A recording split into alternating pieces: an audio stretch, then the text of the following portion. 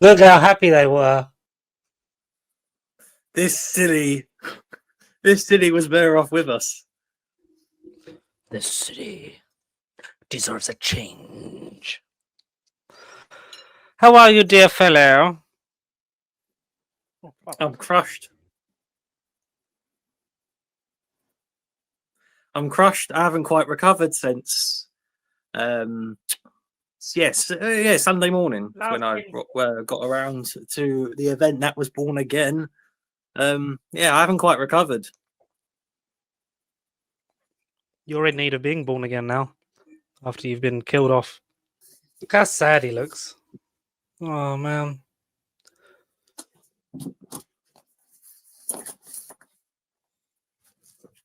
Mr. Foggy Nelson. Bullseye. Oh, what a fucking costume. Wrong bullseye. Hello, everyone, and welcome to a day of mourning at Nerd Bible Podcast for Mr. Foggy Nelson. Yeah, R.I.P. I mean, do we lead with the spoilers? Because everyone's probably seen it by now, right? I would have thought you would have had it. To be fair, I only watched it. You only watched it when? Yeah, that's why, because it was starting to come up. It was starting to come up, so I okay. watched it Wednesday. I'm still going back through everything. So I think I finished episode 6 of season 1, and I went back and watched Born Again episodes 1 and 2. Fucking amazing, Connor. We're just gonna get straight into it. I'm George. That was the lawyer formerly known as Foggy Nelson. Nowadays he goes by the name of Conor. And we talk about pop culture and the internet, a very niche topic. On devil. Oh my god, Foggy, you're in hiding. Just the life and death of Foggy Nelson. Witness protection is the thing, so you can't see where I am because this is the whole government thing. He's I'm supposed to be. Yeah, you can only see the top half of my face. Of a van. You've got to keep the illusion. How are you, folks? Conor? I'm alive. How am I? Well, prior to Born Again, I was great. Mm-hmm. As you said, you watched it Sunday. How did you feel? Or you did all of Daredevil, didn't you? I did. Yeah, so basically, it came out this time last week. It was Tuesday, or it was, I think, Wednesday morning. UK launch, something like that. So then I was pretty much finishing this time last week with Defenders, and then I was gonna skip season 3, but oh boy, I'm glad I didn't. And then so Thursday, season 3 is great, Wednesday, Thursday, Friday was season 3, and then I stuck with it, stuck the landing. I've got Punisher to watch in the meantime because Frank may or may not have been in it. Who knows? He's turning up again, at least, you know. Well, a symbol of him did turn up, but maybe not him in the flesh. Yeah, but I think Frank's going to be pissed off when he sees dirty cops are using his fucking symbol. Yeah, oh boy. Oh. But that's the thing. Is Daredevil going to be the one to approach Frank about it? Because he can see with his echolocation type thing as established in She-Hulk, but it's not like he can feel a tattoo and outline a tattoo. How does he know about the tattoo? Because we know about the Punisher tattoo, but how does Matt know about it? Or how will he know? Well, he doesn't yet until he does. He knows when we know, or when someone else tells him. I've seen a lot of people complaining about it, like the CGI-ness of some of the stuff. Like, oh, the fucking She-Hulk did a lot of the acrobatics better, to which a lot of people have said, oh, so now we like She-Hulk, we're not hating on it just because it's come around to Daredevil. But also, Charlie Cox didn't actually throw himself off of a parking lot and swing around. That's CG as well. It's just, done better or worse, whatever your opinion. It's just, and I think Mike said it best, just some people just don't want to like anything, so they're just looking to hate it and looking to see the MCU fail. Negative. So they're never going to be happy. Yeah. But I liked that sort of the opening, as shit as it was, the opening 15 minutes. It was like, it kind of, you assume that post season 3, they've just been doing Nelson Murdoch and Page stuff, and it's like it's all gone well, and they're having just a standard night out like they probably do every night, or at least every like Friday night. And and it just ends badly. But I know last week we literally fucking called it. It was like, I don't want him to, if they're gonna kill a character off because spoilers: Foggy Nelson bites the dust before the before the title sequence. Wait, what? I Did he? and I wanted a bit more of them. I wanted ideally to the end of the season, but Yeah, they've both been confirmed to be in Born Again season 2. Whether Foggy be exactly. through flashbacks or the Mm. theory is that Foggy has faked his own death, a la the life and death of Foggy Nelson storyline from the comics. Issue 468. Yeah, Um, 468. and someone said go back and rewatch. Someone on the internet when go back and rewatch the funeral scene where it looks like Karen clearly knows something that Matt doesn't know, Oh, okay. The old as facial if she's in expression on it like because gives she's you she's a bit like cagey and they've not been speaking for months as the setup. So no, she obviously doesn't want to get near him because Matt can tell when people are lying by their heartbeat and all that stuff, can't he? So maybe that's why she's absolutely. kept her Yeah. distance to keep Foggy and him and Yeah. Matt safe, possibly. Yeah. But also I like the element of when because we'll get to Bullseye, but when he fucking came crashing off that building, that there's a brief second where Karen doesn't turn around because you can see that maybe she thinks that it's Matt that's just been fucking launched off the top of the roof. Yeah, actually, There was yeah, some nice that's a good character that's moments in yeah. this, man. I Well, was that like, I action was sequence, that whole yes, sequence was epic. It was a good 3 or 4 minute brawl. That was on the streets, in the pub, on the roof. Matt not giving a shit. His whole moral code about whether to kill or not kill. Him tuning in and out to his friend's heartbeat, bleeding out on the floor. It's tense stuff. Really, really good stuff. yeah. Great open. And the fucking when he's screaming and then he's just like Bullseye, just like he's patting him on the thing, just like it's funny, right? Yeah, And then he throws him off the yeah. roof. Wilson Bethel, fucking amazing to have him back It's brilliant. Like, what on earth would this show have been without Karen, Foggy, Bullseye? What on earth would this have been? because it would have literally just been Vincent and Charlie was the original thing, and it Yeah. was just like, oh, his friends have died off screen and everyone else is Episode 1 recast would have or been not them here, chatting in that cafe. It would have just been them chatting in that cafe for a half an hour. which was a great scene. It was very cool. But I love the like how it's already been memed about Charlie Cox basically approaching Kingpin in the street, and it's the equivalent of basically someone asking someone else out, because it's like the whole "we need to talk" or like "can we go?" I'm paraphrasing, but it's essentially Charlie Cox Yeah, approaches the new mayor of New York, Kingpin Wilson Kingpin Fisk. Charlie Cox basically approaches him on the street and basically says, "Oh, can we go somewhere to talk?" And they establish that they haven't seen each other for a while. But yeah, I love how that particular sequence has just been memed, and it's like an awkward dating thing now. It's quite funny. But no, that whole reunion was nice. They briefly address what's happened again off screen. A kind of address certain MCU returns and I've had this meant like someone I was mentoring. Oh yeah, didn't she shoot you in the face? Great callback to Echo. yeah. Funny callback. Someone who dresses as a spider. That was a fucking great. Yeah, goosebumps scene. Proper He feel the basically mentioned goosebumps. Daredevil. Did he? Was the other one Punisher. when he mentions Punisher. it? When he mentions the vigilantes in his victory speech, and or someone who dresses as a spider, and I'm like, yes, I want this Kingpin on a collision course with Spider-Man. I fucking want it. I want it so bad. We want I it in the want Charlie movie. Cox, Tom Holland. Hello, I'm Tom Holland to fight Vincent D'Onofrio Kingpin. I want it. Give it to me. If he We turns need up in it. this, even if he just swings past, I mean, yeah, a little, yeah, just the sound of a web. Sound of a web would do me.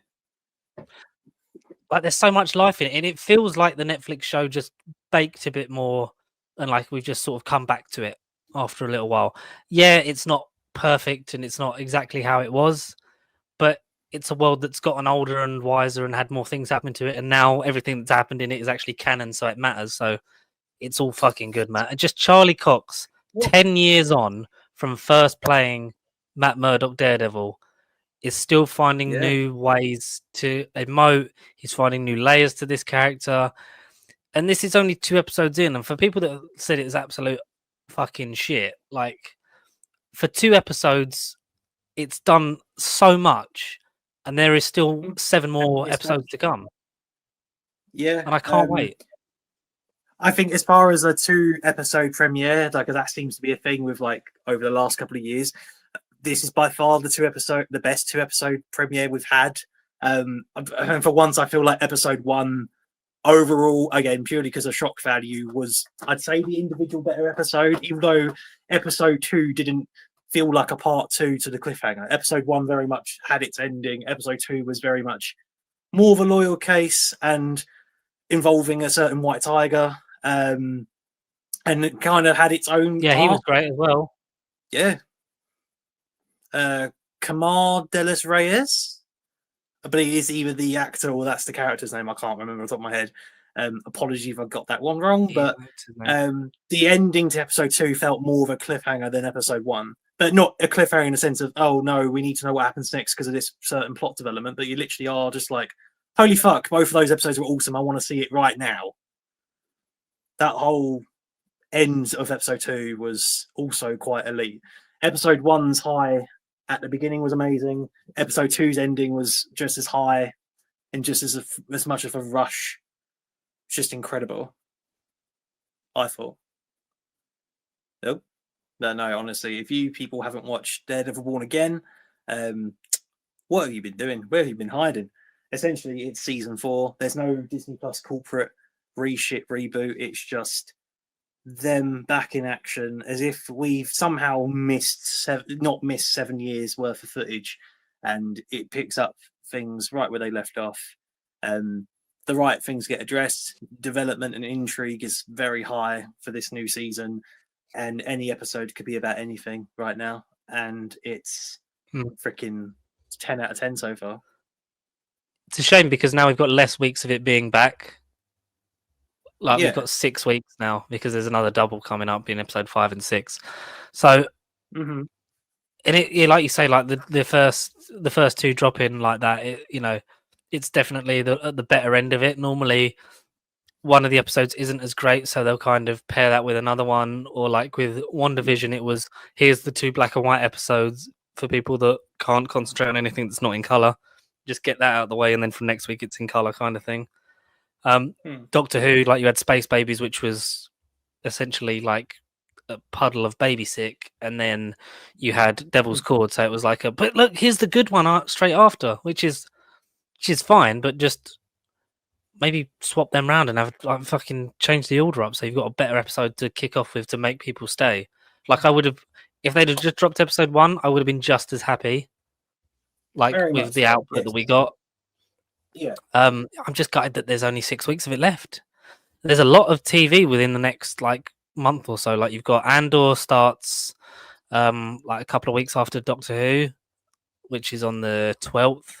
Like you've got a lot of stuff through April, through May. You've got some big movies coming, and Daredevil feels like it's you're definitely gonna fucking watch me next week, right? And too fucking right I am, yeah. And I'm pretty sure everyone's been binge watching the old stuff like I have. Like I'm trying to attempt to catch up with every Marvel Netflix stuff just to refresh it, because at some point they're all going to show up. The rumor is that Luke Cage, Iron Fist, and Jessica Jones will be in season 2 of this, and it will lead into a possible other Defenders project. I'm still hoping that this brings back the love for the rest of it, so we get all those other ones on Blu-ray. That's what we want. We want obsessive compulsive Defenders versus Avengers. Defenders joining the Avengers, like being the streetwise bit, like they was always meant to be, like the Avengers, but more grounded. Like they can go off and do the fantastical, but like the fucking boots on the ground soldiers are, your Luke Cage, your Iron Fist, your Mr. Matthew Murdock, your fucking absolute beast that fucking Jessica Jones is. Get the Punisher. I can't wait to see John Bernthal back. I really can't. I really wonder, like, at what point is it going to be? Episode 3. Is it going to be episode 3? Is it going to be the double? Is it going to be the double episode? Like, you're going to get into the Frank stuff? Like, is that what it is? Yeah. Like you get to episode 5 and it ends with the Frank, it's me, and it's like, oh fucking. Then there's a reunion episode. Can't fucking wait, Conor. This was amazing. I didn't love. I mean, in terms of like, because we talked about it briefly last week, and what we hoped wouldn't happen straight away, which did. That's it. Worst season ever. Yeah. if we're just taking it off face value that Foggy is dead, and that this is the catalyst for Matt returning as Daredevil and things like that, does it work for you? Again, not just to compare to what we will never see, that is the original draft, but again, I get something tragic because these stories never have a happy moment. It is not a happy moment of, yes, I want to be a superhero to protect my loved one. It's always, I need to protect my loved one sort of out of the danger that this world contains. But I know, I knew something bad had to have happened to make Daredevil come back. And it was it was either going to be Foggy or Karen. And again, I knew Karen does die in the comics. Don't want to say relatively early on, but she is kind of like the Gwen Stacy of Daredevil's love life, because as we allude to in the episode as well, he gets a new chick who is another important character in the more recent like the last 20 odd years. I can't remember the fucking creator on top of my head, but essentially not Kirsten McDuff. She is his new legal partner after the Nelson, Murdoch and Page tragedy. But then through the mutual friend, she basically sets Matt up with the new love interest, the new femme fatale of the season, but her name escapes me. But I like both of those new characters as well. But going back to Daredevil, something bad had to happen. One of the few characters had to die. Like you just said, we didn't want it to happen, but how else could it have really have happened? I don't really see it being any other way. It had to be someone died. But I kind of I didn't read that part of the synopsis. I didn't know like Daredevil was retired. I thought season 3 was his last moment where, again, he literally has Kingpin in his arms. He almost beats the guy to death, but then Kingpin goes to prison, and it's kind of like a happy ending. But then it hopefully will explain how Kingpin sort of got out, and we sort of delve a bit more or dive a bit more into the whole Vanessa and Kingpin situation, which was good for post MCU appearances and stuff as well. But again, seeing Kingpin and Vanessa in marriage counseling was an unusual highlight. I didn't expect that to be a thing so early on, but again, can't complain. I like so many little things that I wouldn't have predicted at all this time last week happened, and just a great pilot, just a great kickoff to things I didn't know we're going to cover so soon. I'm really looking forward to. Well, by the time this comes out, we'll be on episode 3. We'll probably keep an eye on this throughout it dropping weekly on Disney Plus and on. Let me just hang on. So episode 3, episode 4, episode 5 and 6, episode 7. Well, we've got 5 weeks then. If we're getting obviously 5 and 6 are a double bill. April. Yeah, it'll be. Yeah. No, if Punisher's not in episode 3, then I'll accept an episode 4, and maybe the ending of episode 4 then leads into the 5 and 6 2-part event. I don't know. Because basically, episode 3, how is Matt going to know about the Punisher tattoo? And then that will then lead him to episode 4, meeting Frank, or Frank meets Daredevil, or is because Karen sort of makes not a swift exit, but after another conversation post Foggy, Karen sort of leaves Daredevil to get on with his life, or Matt Murdock to get on their life, because they're not exactly on speaking terms, or again, the best of vibes. Do you think that is the last we'll get of Deborah Ann, or do you think she will make a miraculous return mid-season somehow? Or is it because of Frank? Well, she's in season 2 in some capacity, so I'd like to say she comes back. And if it is possibly the Foggy Nelson faking his death storyline, then I'm assuming she would come back if that was true. So I'm hoping to see more Deborah Ann because it's interesting to like. Would you just get them back for that? Like there is clearly more to the showrunner guy, the previous writer of Punisher, has said like Matt, Karen, and Frank being a bit of a triangle is a thing. So hopefully we see more of it. Well, or make it make it a square now because of the new love interest. Oh yeah, Well, she'll for get killed off Daredevil. at some point though. No, maybe she'll die in the Probably. finale, Possibly. or she'll Possibly. get in the season 2 opener. Well, yeah, that's the thing. We don't know. We don't know who's going to last in this. Has Kingpin changed his ways? Well, he's changed the way how he approaches this city, but no, he's a scumbag. Always. Well, he's the hero of his story, but again, he's clearly not right, and that's the beauty and downfall of every villain. They believe that they're doing right by them and everyone else, and he don't have limits. He don't have morals. He just does what he wants to do through violence and brutality, and through being raised horribly, and he takes it out on the world. But no, and even his missus don't want none of him this season. So, which again, I didn't expect to really get brought up so soon. So, where maybe he will change to win back Vanessa, but then she might be clever enough to see it's all just a ruse, and maybe she'll be on Team Daredevil later on by the end of the season. I don't know, because I don't really know the whole their relationship in the comics. I know she Wilson Fisk and her have a son who, and again, may or may not come up at any point in the future. But I don't particularly know Vanessa as an individual. She is just always with Wilson. But until they're not, maybe I don't know.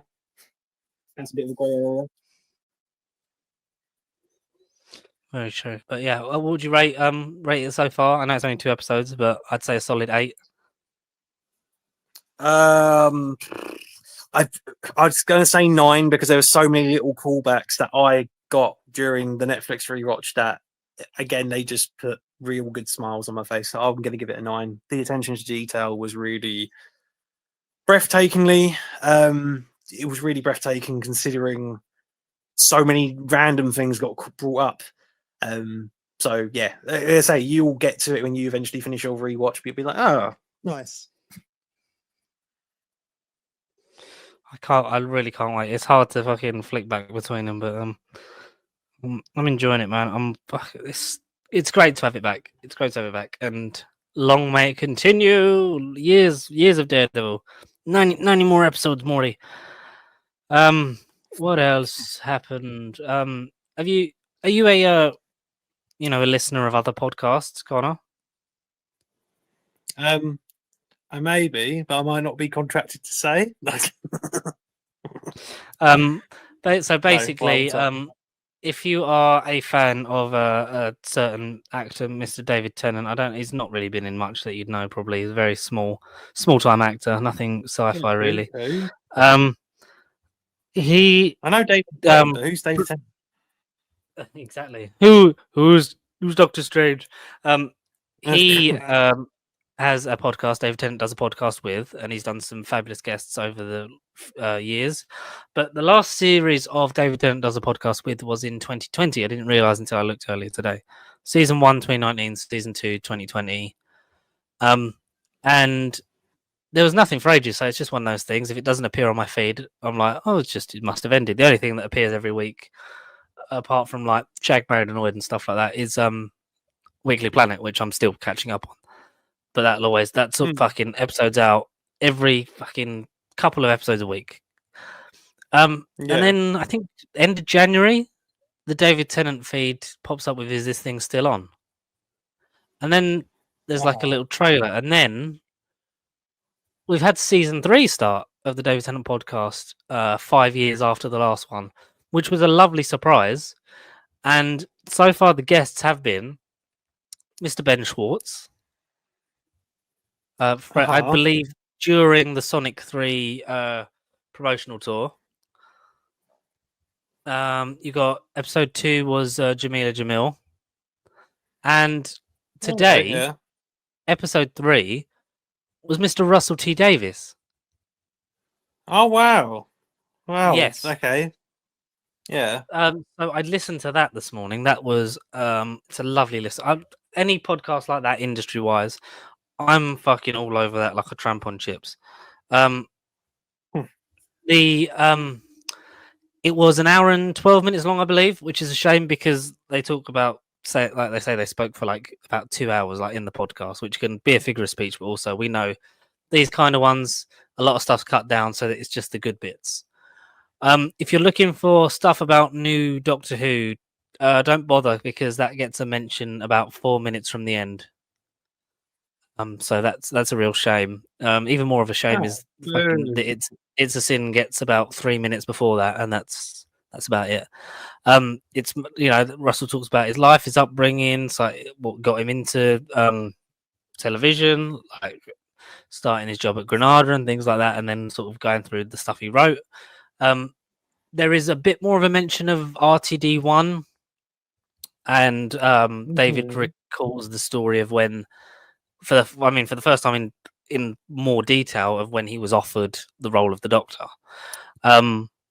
So there's a bit of that in there. So that's nice because obviously they're mates. They talk about we both left together and we both come back together, and they joke about it. But the headlines that are being run with at the minute by Radio Times is that Russell has talked about his successor. Now, if you listen to the episode, I listen to it anyway, Connor, because I think you'll get a lot out of it. It's a really good. If you're a Russell fan, less less so of his writing in season 1 and the finale, but everything else, like anything Russell writes, I will always go into with intrigue and an open mind because I have loved more stuff than I've disliked. Like he's written some great things, like Queer as Folk, Cucumber, Our Friends in the North, Years and Years, amazing. But I didn't realize because he talks about wasn't eligible for a National Television Award nomination because there's a ratings cut off. So if you don't get enough in the ratings, you're not eligible for a nomination, which is fucking cruel because that show was amazing. That is yeah. And obviously it's a sin, and then there's, as I say, very brief new Doctor Who stuff.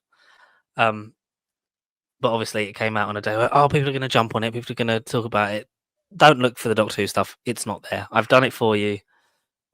Enjoy it for the rest of it. But in the final sort of 4 minutes of the podcast, they talk about it, which is a shame because it's something that I imagine every section was a bit longer, and I'd like to listen to the 2-hour version if it does exist because them two uncut and just chatting would be great because they have a lot of fun. There's clearly where they've worked together and known each other for so long. The chemistry it's fucking amazing. And he basically talks about coming back, and the Disney deal gets brought up sort of not directly, but in terms of like it. So David's like, because it had to sort of compete with other streaming shows, and that's like hence the sort of the merger thing. And Russell sort of in a roundabout way says that like it's not that it needed to. It's more that I believe Piers Wenger, who was head of drama at the time, who was a executive producer on series 5 and 6 of Doctor Who with Stephen Moffat and what's her fucking name? Piers Wenger, and it's really fucking annoying. I should know it. Just could you Google the executive producers for Doctor Who series 5 and 6 for me, Con? Because my phone has just died. And if I use the computer, I'm scared I might blow up. Julie Gardner, Russell, and Phil. Piers Wenger. I mean, Caroline Skinner was later. Piers Wenger, Caroline Skinner. It's in my fucking head. Why can't I do this? Executive producer of Russell T Davies podcast. No, Doctor Who series 5 and 6. No, producer of Doctor Who. Is it Beth Willis? Season 5. Executive producer Russell T Davies, Stephen Moffat as executive producer and head writer. Yep, that's series 5. I think it's Piers Wenger and Beth Willis were the other ones.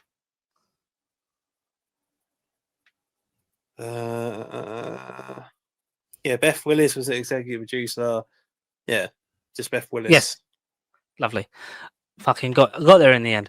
I knew she was in there somewhere because I was like, Caroline Skinner. No, that was series 7 after those two had left, and the quality definitely starts to decline. Then you got like Brian Minchin, series 8, and then there's another one. No, Matt Strevens is the Chibnall era. Yeah, fuck it. It's all one big fucking thing. Anyway, so Piers Wenger, who was an executive producer on Doctor Who, then was the head of drama, sort of like looked at the streaming age of television and where it's going, and was like, Doctor Who deserves a budget like that to do like your Star Wars or Marvel type shows. So that's where that come from, and that kind of seems, as it's inferred, that that's now what they're stuck with, which is why we're in that whole Doctor Who getting recommissioned won't happen until the viewership for season 2 comes out, which is what everyone in the Who horror of Doctor Who is going to be cancelled. So, but in some capacity, it will still carry on because I think it was it on. Mike said about it. I don't know if it was on Unleashed or if it was another behind the scenes thing, but it's like, yeah, we spent loads of money on the TARDIS set, and we're going to spend every episode making sure that the characters leave it, and we're barely in it. But yeah, they've kind of tied themselves to it purely out of trying to up their game and appeal to the streamer generation more than it needs it to survive. Because in some capacity, it can still get made without the backing of Disney, because it was still doing that anyway. So that's, I don't think, necessarily the life and death of Doctor Who in a nutshell, but it might have an effect on how soon it comes. Because I know Mike was talking about, shout out Mike, the fucking fact checking guy over there, you know what I mean? Because he said about how they were advertising for behind the scenes staff that they need like soonish, like pretty immediate start, and there's nothing planned. I believe it's probably Bad Wolf direct, like as in direct employment of them. Like there's nothing planned for at least 2 years. So it's like, will there be another big gap before we get more Doctor Who anyway, regardless of the outcome, whether it's recommissioned or not? Because the later they leave it, they're not going to have enough time to write and film a Christmas special for this year, when they'll have to be straight into season 3 scripts. And the successor thing come up in terms of the basic, the article's clickbait from Radio Times, but it basically talks about always had conversations about a successor. All he said is that, you know, he was very lucky last time that he had Moffat to take over from him, because it was, you know, he was there and ready. He'd already been a writer on the show basically, and it's like, you know, and off he went. Whereas he needs to find someone, because, you know, he won't be around forever. It'll get to a point where he slows down. David does joke about that he'll come back for a third time, and Russell says no, but David says, well, you said that, you know, you didn't think you'd come back the first time. So if there's an RCD3, maybe, but the joke of it going through Russell, Stephen, and Chris, just rotating between them until one of them, you know, kicks the bucket. You know, an ultimate time paradox of this show would be kind of hilarious. But a lot of people saying Pete McTeague would be like everyone's number one choice, because he's done a lot of stuff with the season collection box sets, and he's always the one that directs the mini movie sort of trailer thing that adds more continuity back to the show, which is always a lot of fun, and obviously a previous writer on the show. I think in terms of that, he's basically had conversations either with higher ups or with other members of Bad Wolf as to the succession plan itself, because as he said, he's a man that's not getting any younger. At some point he'll have to slow down, and it seems that the BBC hired him because they knew they were going to go into that sort of Disney like deal, and they was like, we need someone that's, you know, that's comfortable being the opposing voice in a room full of executives, like someone that's basically knows they're going to stand up for the show and like try and get what's best for the show, instead of someone that's going to just bow to peer pressure kind of thing. So from that perspective, it is very interesting. There's a sentence where he talks about the war between the land and the sea, and that's about it. And the rest of it is lovely stuff. So in a non-Doctor Who, it's Who, not getting to season 2. Is that what he says? No, it's not getting season 2. No, they talk about something else. I think they're talking about years and years or something, and they talk about like, oh no, they talk about I believe like his job was like he sort of like modernized and brought into British television like the modern day showrunner role of the writer, but being across the production kind of thing, like about how it is being with actors and stuff. Like you've got to kind of sometimes it's tactical to like get to know them and like that, but also it's because like you then can write for them, or you'd need them to bring alive certain scenes. I'm paraphrasing and in a rubbish way because you should go and listen to it. But yeah, he basically says like I think it's something like, and yeah, we were doing a night shoot the other day for the new spin-off we're doing, the War Between the Land and the Sea, and there's like a big there's a stuntman having to jump off something into the water, and they're having to do that because that's what I've written on the page. That's the only reason they're doing that kind of thing, and that's the only mention of that's the only mention of the spin-off. So grand total of about 5 and a bit minutes of new Doctor Who related stuff. Other than that, listen to it for the rest of it because he's a fucking intriguing man, and I'd love if we could speak to him someday. Try and get all the old showrunners would be nice. He says like at some point he'll leave, but he'll never truly let it go because he was like it was still on when I left last time. True that. Yes. Have you been watching or consuming anything, me darling? Well, nothing else aside from Daredevil. I did see a film with former Batman Robert Pattinson, or sorry, not former Batman, current Batman, Icky, going by this picture, Icky 17, Icky 1, no, Mickey 17, Boom Jong Ho's next directorial effort after the brilliant film known as Parasite. Just a heads up, it's absolutely nothing like Parasite. It's not a foreign Korean drama whatsoever.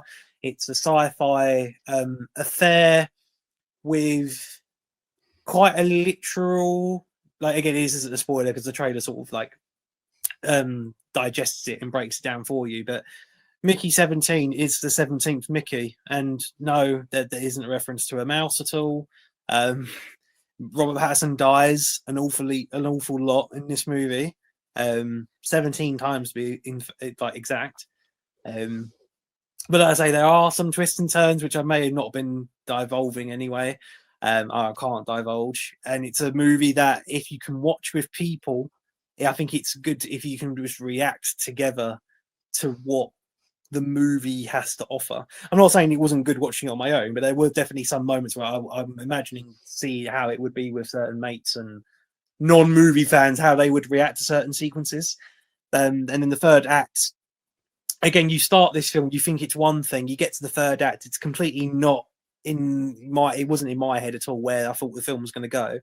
But it was a nice sci-fi romp with some quirks, and I would say probably the best bit of narration since Tobey Maguire's Spider-Man narration, or whether you talk maybe Bruce Campbell doing the Spider-Man video games. Robert Pattinson does his best Tobey Maguire narration throughout the film, and it's very inspired. But it was quite funny. A dark comedy, dark sci-fi comedy. It weren't really a horror or anything. It was a sci-fi comedy at most, but it was still worth a watch. It's definitely worth a watch.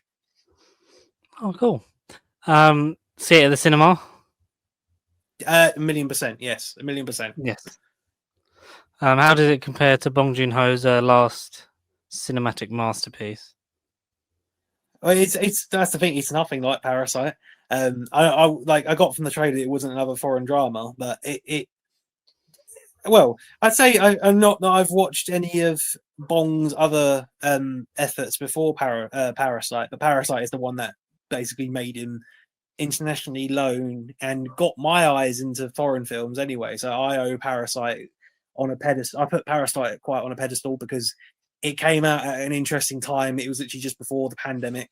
By the way, I mean, it's outdated by the time this comes out, but 5 years ago today, at time of recording, was when the COVID-19 situation was announced to be like a global pandemic. So I think basically from this day 5 years ago, that's when life was fucked from from a certain point of view. But yeah, in terms of other efforts, I've not seen anything prior to Parasite, but this is absolutely nothing like Parasite in the best way. But I wouldn't want another Parasite anyway. So it's nothing like Parasite. So if you haven't watched Parasite, definitely watch it. But then don't go into this one thinking, "Oh, Parasite's a 10 out of 10 masterpiece. Is this going to be on the same pedestal?" Because it isn't going to be that at all. But from what I understand, his projects are quite varied and cover different genres, and they are all different experiences. So I kind of, yeah, he is definitely one of the best directors because at least he actually does different products. He isn't just going for more of the same, and he's not afraid to, like, yeah, be experimental, go out there and put a different voice in front of on the big screen. So whatever Bong Joon-ho does next, I'll be there because, 2 out of 2 so far. They're both very great experiences. But if you like sci-fi, George clearly doesn't. Maybe give Mickey 17 or Icky, going by this photo with the profile pic, maybe give Mickey 17 a go. Robert Pattinson, again, isn't afraid to break the mold. He will forever be an actor that continues to earn my respect, and he clearly just isn't your normal actor. He just goes for roles that isn't like any other. But yeah, Mickey 17, definitely give it a watch. If you like sci-fi, you like space, it'll be your cup of tea. Definitely, definitely, definitely. I want to know your thoughts on Parasite. If you guys can leave a comment below about your experience with Mickey 17 and as well as Daredevil Born Again, any feedback would be greatly appreciated. What your prediction is going to be for that? Heck, what would you like to see Bong Joon-ho do next? Your thoughts on Doctor Who and all of the Russell T Davies podcast developments. Just again, any thoughts, any feedback, we appreciate it. Let's get interacting. Let's be a collective community on here, because here it's all about escapism and movies, which is literally my favorite thing right about now. So if George is going to make a comeback, who knows? At the end of the day, if he isn't, though, I'll do a quick outro in case he isn't going to be here in the next 2 seconds. If you guys have enjoyed this very brief episode of Nerd Bible Podcast, thank you for finding us on YouTube. You can feel free to contact us on X, Blue Sky. Oh, sorry, not X, Blue Sky, Instagram. You can send an email over to us at nerdbiblecontact.com. Twitch streams will be in the description eventually, and once we get our gamer tag set up, Xbox, PlayStation, Steam IDs, the world's oyster, maybe hit us up on there. Rate, comment, subscribe, share. Oh, hello. Speaking of sharing, well, okay. Like I say, sorry for the awkward silence. George will cut it out anyway. But if you guys have enjoyed this brief episode, feel free to rate, comment, subscribe, and remember to stay pasty. Bah! Hello. Hello. I just did an awkward outro twice, so that's quite fun. But yeah, welcome back. Do you want to do it one more time? time? Time. Hello. Goodbye. It's time to go. Yeah, man. Yeah, look, guys. Sorry. Nelson and Page have retired. White and Essa, our law firm wasn't a success. We've got to go. But you guys can find our successor over at nerdbiblecontact@gmail.com. Blue Sky. God damn it. Blue Sky Studios Instagram links will be in the description, along with TikTok and Twitch once we get streaming. All our business affiliate links will be in the description. And send your POs to the address below, and send us your suggestions on predictions for Daredevil Born Again. Leave us your thoughts on Mickey 17. Take care, spike your hair, woo woo woo, you know it, and stay pasty. The question is, did George get any of that or not? We'll find out. Oh no! What's going on? Oh, there's 2 Georges. What the There's fuck 2 is happening? There's a multiverse of Daredevil. What's going on? Oh my god! There's an incursion. I want the incursion. Oh, I killed him. You killed them all. I killed them all, just like Foggy. And we'll see you next week. In the next universe. Everything everywhere all at once. Goodbye. Stay posted.